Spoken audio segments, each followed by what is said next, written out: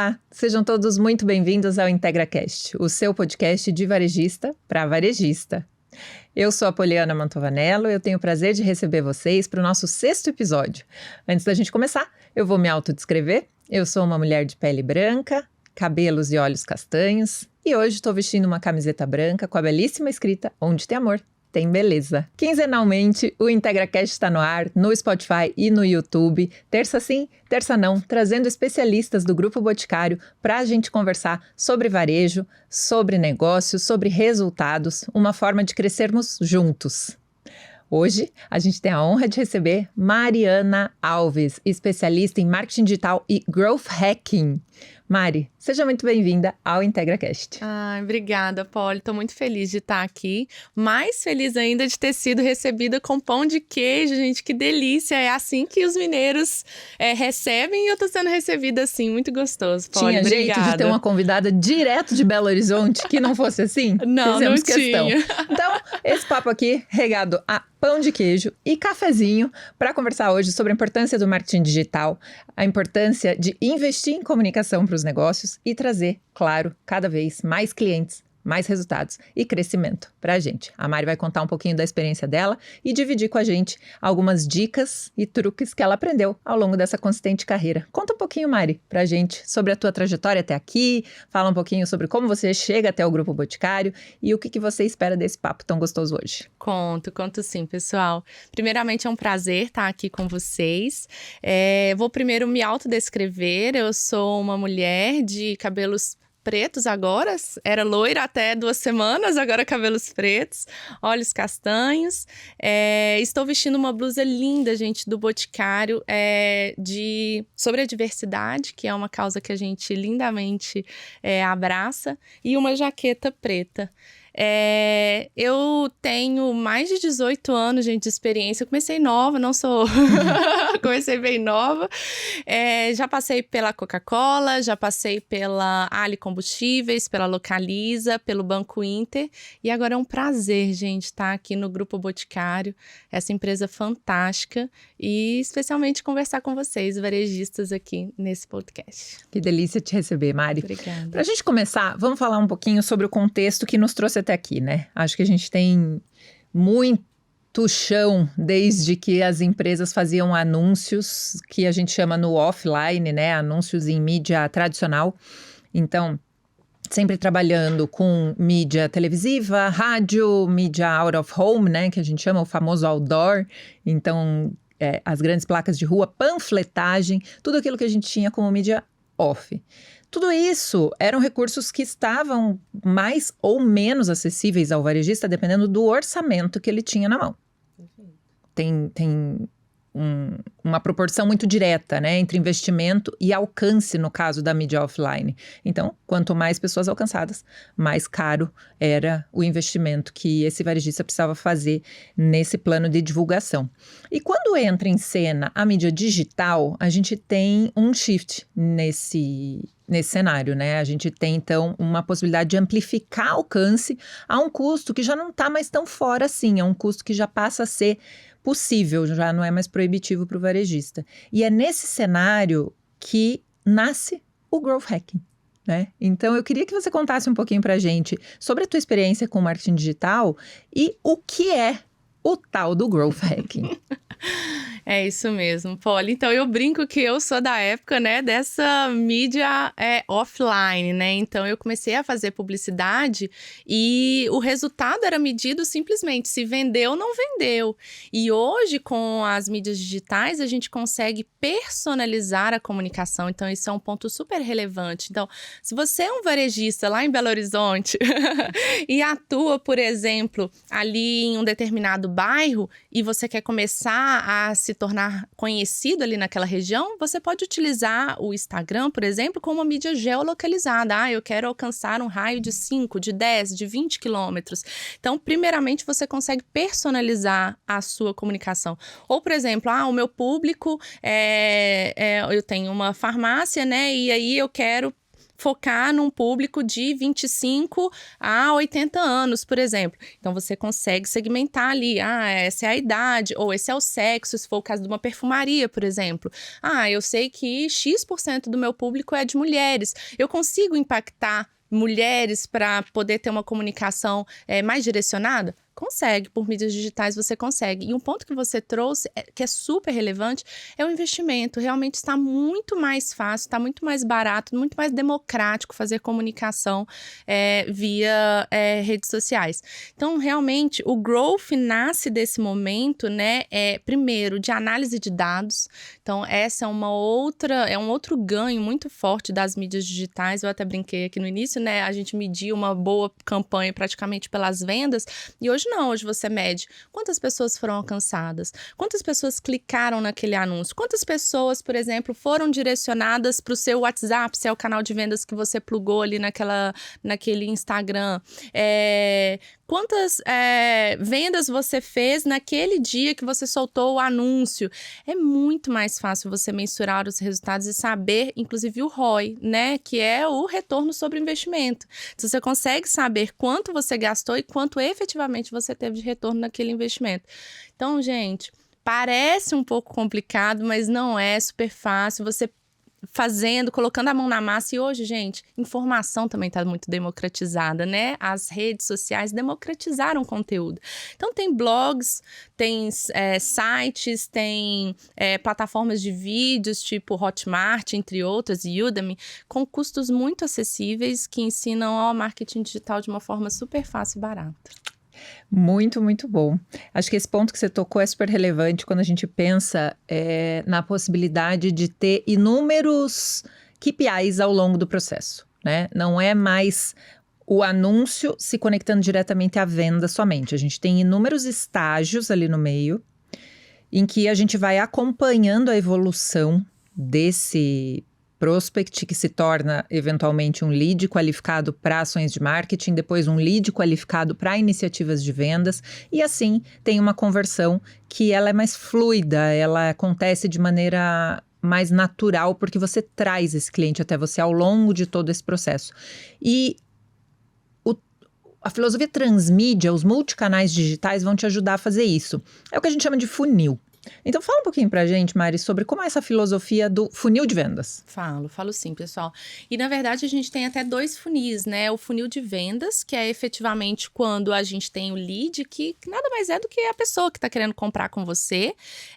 A gente qualifica esse lead, que foi o que a Polly disse, que eu, por exemplo, só vendo a partir de um determinado ticket. No caso aqui do varejista, eu acho que o lead qualificado até a qualificação não precisa ser tão restrita, né? Quem tiver interesse em comprar o seu produto, é um lead qualificado. E a venda efetivamente. Então, você consegue ver de quantas pessoas você impactou, quantas pessoas tiveram interesse, qual foi o volume de vendas efetivamente que você fez. Mas a gente tem o funil de marketing também, que é muito interessante. E aí, no topo do funil, a gente fala ali que é awareness, né? É o momento da descoberta, do discovery. Então, para você impactar um possível cliente seu, você não precisa chegar e falar assim, compre, meu produto está 10% mais barato, 20% mais barato. Não, você pode conquistar seu cliente dando dicas de maquiagem, dando dicas de autocuidado, dando dicas de como melhorar a sua saúde, se você é uma empresa de farmácia, se você é uma empresa de perfumaria, como cuidar dos seus cabelos, porque aí, quando a Polly, quando a Mari quiserem comprar um produto, com certeza elas vão lembrar daquela empresa que é autoridade naquele assunto, que sabe, eu tenho certeza que eu vou chegar lá e as vendedoras vão me falar qual que é o produto bom pro meu cabelo, porque eu gosto das dicas que são colocadas ali. Então, lá no momento da descoberta, eu tô falando a gente chama de topo de funil, são conteúdos mais abrangentes, conteúdos que façam com que a empresa ganhe autoridade naquele assunto. E essa autoridade, Mari, desculpa te interromper, mas antes de você seguir, essa autoridade é o que vai ajudar a construir uma reputação para essa empresa e vai assegurar que esse cliente confie nessa marca, né? Exatamente isso. Que ela entre no seu conjunto de consideração, Sempre que ele imaginar fazer uma compra, ele imagina que aquele fornecedor pode ser o lugar onde ele vai ter uma boa experiência. Exatamente. E esse é a próxima etapa, inclusive, do funil, né? É a consideração. É quando você efetivamente precisa daquele produto e pensa, onde que eu vou comprá-lo, né? E aí vem a etapa da consideração. Olha, eu lembrei daquela perfumaria X, que eu sigo as dicas dela e que eu adoro, então vou comprar ali com eles. E a última etapa do funil, que também coincide com o funil de vendas, que é efetivamente a conversão, né? A gente chama de conversão, mas que é a aquisição, a compra, etc. Então, Mari, mas eu preciso fazer topo de funil com todos os meus clientes? Não necessariamente.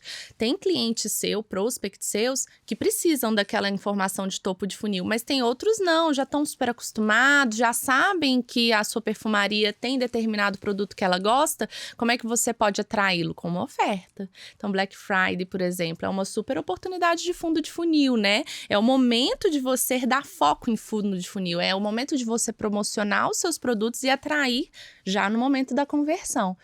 Mas existem outros momentos que você pode explorar ali a autoridade de marca e de conhecimento do seu segmento, né? Então, a grande sacada aqui está em dialogar com as pessoas. No fim, é sobre isso. A gente vai conversar sobre assuntos que sejam do interesse delas no topo de funil. A gente vai assegurar que a gente esteja num conjunto de consideração de opções para ela no meio. E a gente vai oferecer benefícios para a conversão, especificamente focada em vendas no fundo de funil. Perfeito. Estamos sempre conversando com pessoas. Sim. E o importante para o varejista, então, é saber com quem ele está falando, certo? Exatamente. Aí entra um conceito que também é um pouco misterioso aqui, que eu vou simplificar, desmistificar para vocês, que é a persona, né? Então, no início, a gente chamava de público-alvo. Quem que é meu público-alvo? São mulheres da faixa etária de 25 a 35 anos, residentes em Belo Horizonte. Isso é público-alvo. O que é persona? Persona é a Mariana, de 37 anos, que é gerente de growth, que gosta de cuidar do cabelo dela, que gosta de usar o Instagram para obter mais informações sobre como cuidar do cabelo dela e que acabou de pintar o cabelo, por exemplo, e está buscando uma hidratação para o cabelo. Essa é a persona. E aí, você viu que eu sei muito mais sobre a Mariana. Eu sei que ela acabou de pintar o cabelo dela, por exemplo, e que ela tá precisando de uma hidratação. Então, eu sei exatamente qual conteúdo que eu preciso entregar para ela, qual que é a necessidade dela. E com isso, gente, as hipóteses de fazer experimentos se amplificam. Porque aí, por exemplo, vamos supor uma outra coisa. Eu conhecendo a minha persona, eu sei, por exemplo, que ela gosta de fazer compras nas redes sociais. Eu não tô lá ainda. Eu sou uma perfumaria 100% física. Então, ao conhecer bem a minha persona, eu vi ali uma oportunidade de ampliar a minha venda, de estar mais próxima da Mariana. Então, vamos fazer um experimento para entender como é que se porta a comercialização via, por exemplo, o WhatsApp. E aí, é interessante que se faça também uma hipótese. Então, por exemplo, entendendo que X% das mulheres que vêm aqui no nosso estabelecimento falam que acessam as redes sociais. Se eu começar a vender via redes sociais, eu devo incrementar em 20% a minha venda. Então, essa é uma hipótese. E aí, gente, growth, ele tem um pouco assim, né, desse mistério de o que é exatamente growth, mas ele tem uma metodologia simples, muito parecida com o PDCA, e um pouco de metodologia científica para que você comprove ali qual que é a sua hipótese. E um ponto legal é que o growth permite, gente, que os achismos caiam, né, sob terra, assim. Então, eu posso achar, por exemplo, que o WhatsApp não vai dar bom.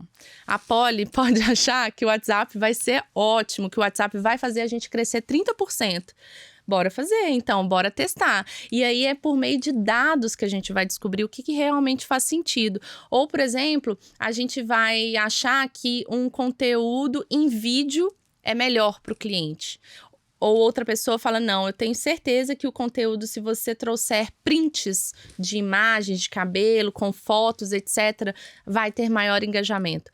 Você não precisa fazer um e depois o outro, você pode fazer os dois ao mesmo tempo, ver qual que vai ter o maior engajamento. A rede proporciona essa possibilidade? Com certeza. E, inclusive, no orgânico, você pode fazer publicações. Orgânico, assim, quando você faz uma publicação nas redes sociais sem pagar, né? A gente chama de orgânico.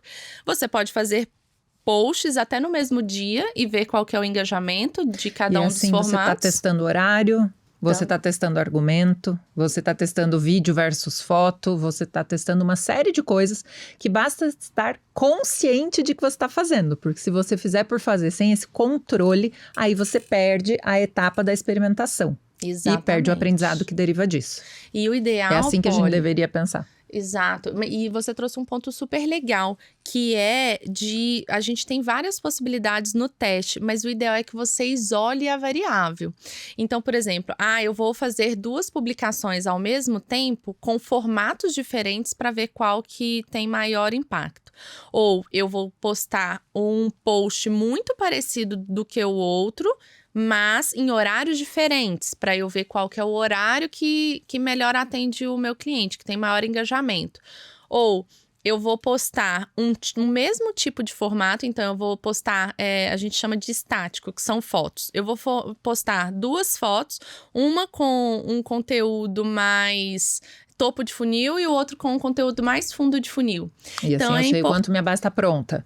Exatamente. Então, é super importante que você isole a variável, porque se você fizer uma misturinha, você não vai saber o que deu certo. Qual foi a variação que foi determinante para aquele resultado melhor ou pior? Exatamente, porque se você posta um vídeo com um argumento X no horário Y e um outro estático num outro horário com uma argumentação diferente, por que um post deu mais certo do que o outro? Se você não vai ter essa conclusão, se você tiver várias variáveis envolvidas. Então, o ideal é realmente que você isole a variável para você saber o que deu certo ali. Então, quando a gente está falando de marketing digital, a gente tem uma série de métodos a serem seguidos. Ele é tudo menos intuitivo. A gente está baseando tudo em dados, em fatos e dados, né? Então, o desapego daquilo que a gente achava ou acreditava é importante para começar. Mas outra coisa que é importante para começar também é ter uma equipe preparada, né? Você comentou aqui que as próprias ferramentas oferecem tutoriais, que a gente tem cursos de marketing digital super acessíveis, mas como um varejista pode se preparar para fazer isso com a equipe que ele tem? Digamos que eu não tenho recurso para contratar uma pessoa especializada, eu preciso preparar a minha equipe. Eu preciso destacar alguém que hoje exerce uma função e levar para fazer isso. Eu consigo formar, de repente, um tipo de comitê que possa trabalhar com isso. Como é que você recomenda, Mari, que seja esse início? Legal, Polly. Eu acho que o primeiro passo é que toda empresa esteja comprada com a metodologia de growth, porque growth não pode ser confundido com marketing digital ou com marketing. O growth, muitas vezes, ele envolve outras questões, ele envolve a criação de um novo canal de venda, a criação até de uma mudança de produto, uma mudança de positivação ali no PDV. Seria correto a gente dizer, então, que o growth é um mindset de crescimento? Com certeza, e ela precisa estar enraizada em toda a empresa, porque todo mundo precisa ver oportunidades de experimentos. Então, se o vendedor, a pessoa do caixa, identificou, opa, parece que quando a gente colocou tal coisa aqui perto do caixa, vendeu mais. Então, ela é uma possível pessoa para retroalimentar esses experimentos. Ou, enfim, o farmacêutico, todo mundo. Quando todo mundo está envolvido, com certeza a gente tem mais chance de sucesso. Mas, óbvio que é importante que tenha um dono, né? Uma pessoa que fique responsável pela realização daqueles experimentos. Então, a gente tem alguns caminhos aqui. Quando o varejista tem uma área de marketing, é interessante que realmente se qualifique aquele tipo de profissional, aquele profissional de marketing, para que ele conheça um pouco mais sobre a metodologia de growth e possa executar os experimentos, ser a liderança ali dessas frentes. Mas quando não existe uma área de marketing dentro da empresa, apesar de eu ter falado, né, não se restringe a marketing, mas normalmente é uma área de marketing que encabeça os experimentos, A gente pode optar pela terceirização, pela contratação de uma empresa terceira especializada em marketing e growth, mas tem uma terceira opção que eu acho super legal, que é a criação de um comitê, como a Polly disse. Um grupo de trabalho ou um squad, para usar aí o termo da moda, né? A gente pega pessoas que têm perfis diferentes, e isso é muito importante dentro de um time de growth, Polly, que tenham perfis diferentes, porque se as cabeças pensarem igual, provavelmente a gente vai ter muito pouca inovação, muito pouca ideação dentro desse time de growth. É importante que sejam pessoas com mindsets diferentes, com backgrounds diferentes.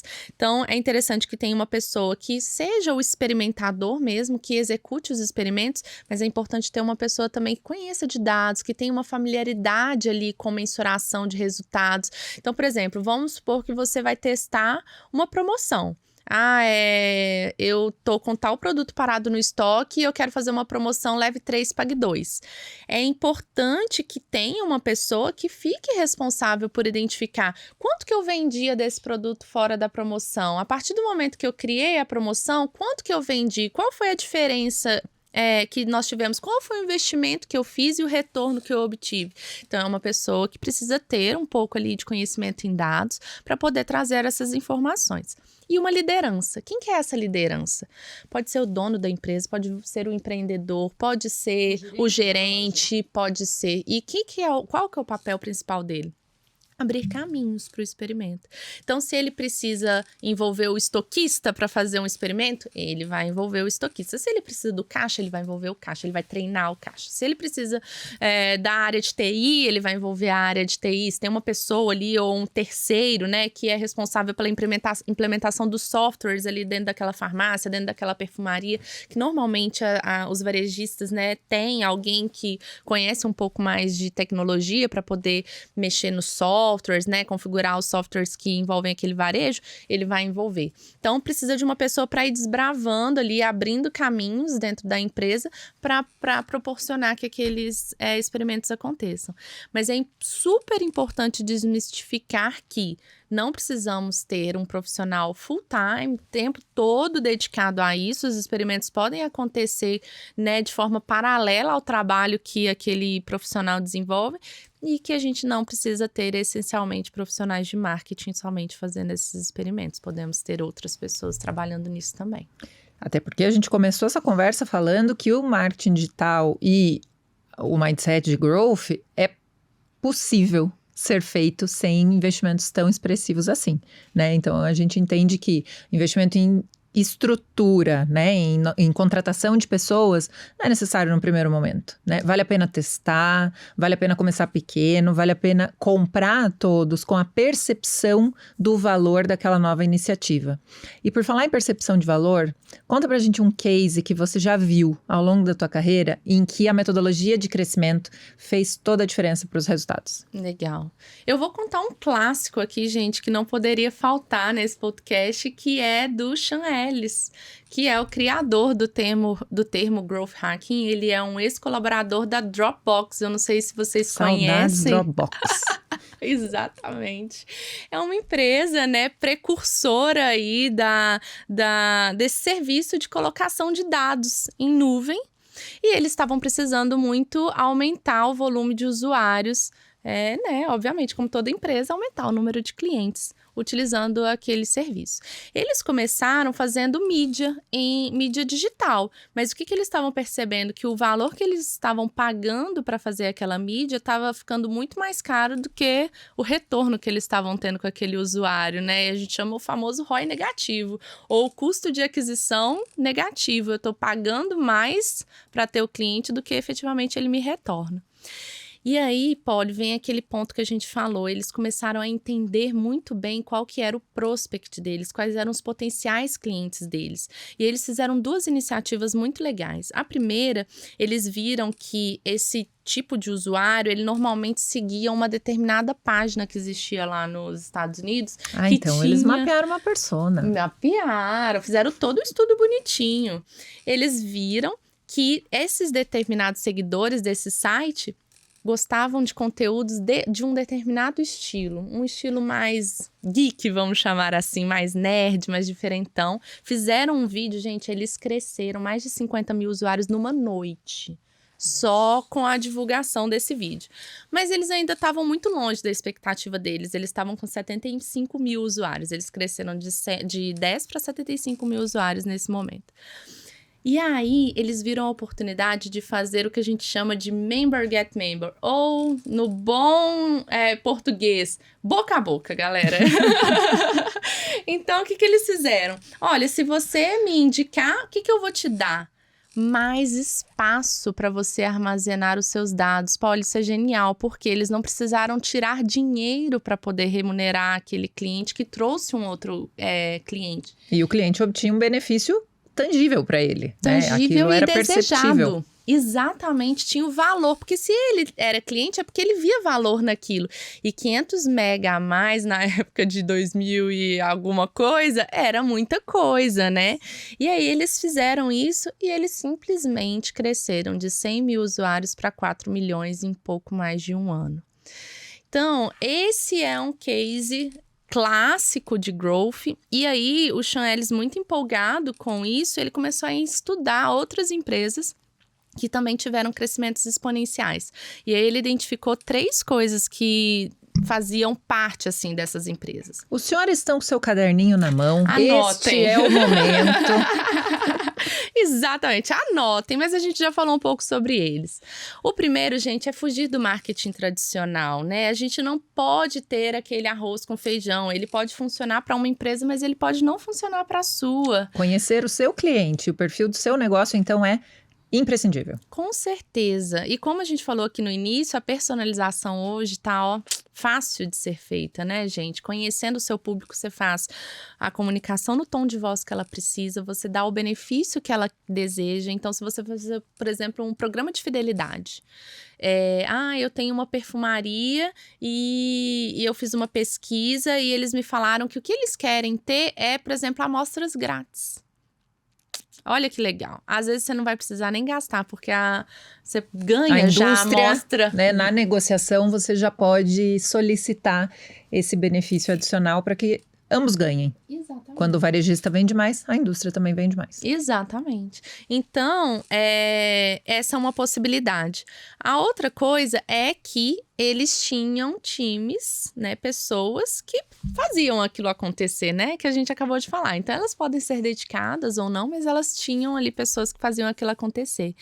E uma coisa importante também, gente, a gente falou aqui sobre os testes, mas nem sempre eles dão bom, a gente fala aqui dentro de dão bom. Nem sempre eles dão bom de primeira, mas eles podem ser melhorados, eles podem ser otimizados. E as otimizações... O aprendizado que vem de um teste que não deu certo vai permitir que o próximo já parta de um novo patamar, certo? Exatamente, Polly. E o que vai te dar essa informação? Os dados. São os dados que vão te falar se aquele experimento deu ou não deu certo, ou se parte dele deu certo ou não deu certo. Então, por exemplo, eu fiz uma promoção e eu alcancei muitas pessoas, ou fiz uma divulgação, né, no Instagram, um anúncio no Instagram. Eu alcancei muitas pessoas, eu tive muitos cliques, mas eu não converti. Será que o meu atendimento ali via WhatsApp tá legal? Talvez não. Então, você já descobriu como alcançar as pessoas, você já descobriu que o seu conteúdo fez sentido, eles clicaram, eles quiseram entender. Olha, como aqueles estágios do funil, então, ajudam a identificar, inclusive, os gargalos. Exatamente, porque às vezes o problema não tá na comunicação, tá no atendimento, ou tá no horário que você soltou o seu anúncio. Imagina se você solta o seu anúncio de madrugada ou de noite e sua loja tá fechada, não tem ninguém para atender. Então, tudo tá muito amarrado, você precisa fazer com que a jornada do cliente seja o mais fluida possível e, com certeza, com isso você vai ter mais sucesso, né? Ele precisa ser bem atendido em todas as fases do processo, inclusive no pós-venda. Isso também faz parte, né, gente, a gente ouve aí muito falar que é muito mais caro adquirir um cliente do que manter, gente, essa é uma máxima super verdadeira.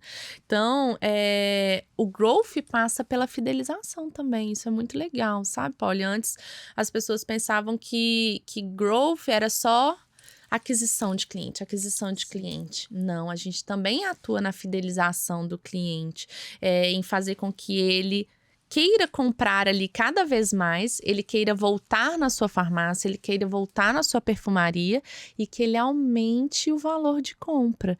Então, por exemplo, eu vou fazer um experimento para fazer com que o meu cliente, que normalmente compra só um produto, ele compre 2. Como é que eu vou fazer com que isso aconteça? Sempre no final, por exemplo, da compra, eu vou falar assim: olha, chegou tal novidade, ou estou com tal promoção, você não quer aproveitar? É uma ação tão simples que pode aumentar o seu ticket médio e trazer mais rentabilidade para você. Então, o custo de aquisição, ele está cada vez mais tranquilo, né? Como nós falamos, as mídias digitais estão democratizando esse custo, mas com certeza focar e investir na fidelização do seu cliente vai ser um bom investimento na sua empresa também. Torna essa relação com potencial de perenidade, né? Cada vez mais durável para que o cliente se mantenha satisfeito e a empresa amplie a sua base cada vez mais. E previsibilidade, Polly, que é uma coisa super legal também, sabe? Você ter previsibilidade dos seus de receita retornos. Mesmo, né? Se você tem a noção do ciclo de recompra dos seus clientes, quantas vezes eles voltam, e aí o famoso cadastro, né? No momento do checkout é uma coisa super importante, quando o cliente chega lá e se identifica para a realização daquela compra, é isso que ajuda você a controlar esse dado também, né? Exatamente. Você chegou num ponto super relevante, Polly, que inclusive tem a ver até com LGPD, né, pessoal? A gente conhecer o nosso cliente é super importante, mas a gente precisa ter o consentimento dele para ter esses dados. E aí, tem uma possibilidade super interessante que, inclusive, está dentro da nossa plataforma Varejo Integrado, que é de você ter, por exemplo, um aplicativo em que o cliente se cadastra com o retorno de ter promoções exclusivas, ofertas baseadas no comportamento de compra dele, cashback, pontos. Mari, mas isso deve ser caro, isso deve ser difícil. E aí é um ponto super importante, gente. Experimentação, inovação, até como a Aninha Gothic disse aqui, gente, não precisa ser feita sozinha. Você pode buscar parceiros e aqui o Grupo Boticário é justamente um parceiro para fazer os varejistas crescerem utilizando as mídias digitais, que às vezes o varejista não tem uma pessoa que tenha esse conhecimento, mas a gente aqui consegue, com toda a nossa expertise, com todo o nosso conhecimento que a gente tem, né, de um grande varejista, a gente tem certeza em dizer que tudo que a gente faz é possível de ser implementado também por um pequeno varejista, com o nosso conhecimento, com o nosso acompanhamento. E sem um investimento que seja proibitivo para o porte de cada pequeno e médio negócio. Exatamente, Polly. E se cada um de vocês, né, buscarem conhecer um pouco mais com o nosso time comercial, vocês vão ver, gente, que o retorno sobre o investimento é incrível. Cada plataforma tem o seu retorno, obviamente, né? Um e-commerce tem um potencial de aumento, uma venda por WhatsApp tem outro potencial de aumento, um programa de fidelidade tem um potencial de aumento diferente, mas todos eles, com certeza, vão fazer com que esse varejista tenha um retorno sobre o investimento muito maior do que o que eles estão fazendo, sabe? E isso é muito legal. E com um pequeno esforço, tendo acompanhamento nosso aqui end-to-end, né? De ponta a ponta. O resumo, então, é que não precisa ir sozinho. Não precisa fazer ali as descobertas todas, desbravar esse território sem suporte, porque a gente tem inúmeras possibilidades, tanto de qualificação do time existente, quanto de aquisições de ferramentas que vão poder apoiar esse processo e, é claro, de receber o perfil consultivo dessas conversas que o Grupo Boticário tem também para oferecer. Exatamente, é isso mesmo. Venham com a gente, cola na gente que vai dar que certo. É sucesso! Mari, quero agradecer imensamente a tua participação aqui, essa conversa boa nessa tarde de hoje. Tem muito conteúdo complementar que a gente consegue tirar desse episódio. A Mari trouxe muitas ideias e insights aqui na fala dela que a gente faz questão de trazer esmiuçados para vocês ali nas nossas redes. Quem tem acesso aos cursos e conteúdos complementares aqui das redes de Integra Varejo, com certeza vai poder aproveitar muito, muito bem tudo isso que a gente oferece para vocês. Mais uma vez, obrigada, Mari. Obrigada a você que nos acompanhou até aqui. Desejo para vocês muito, muito, muito sucesso com todas as dicas que vocês acumularam até aqui e também ao longo desse 6º episódio. Convido vocês a seguirem o podcast no Spotify, no YouTube e também a deixarem as suas perguntas, seus comentários. Todos os links das nossas demais redes do ecossistema de canais IntegraCast estão na descrição do episódio nas plataformas. Compartilhem com seus colegas, com seus amigos, esse conteúdo pode ser útil para alguém. Você sabe que todos nós vamos mais longe quando vamos juntos. Um grande abraço para todos vocês e até a próxima.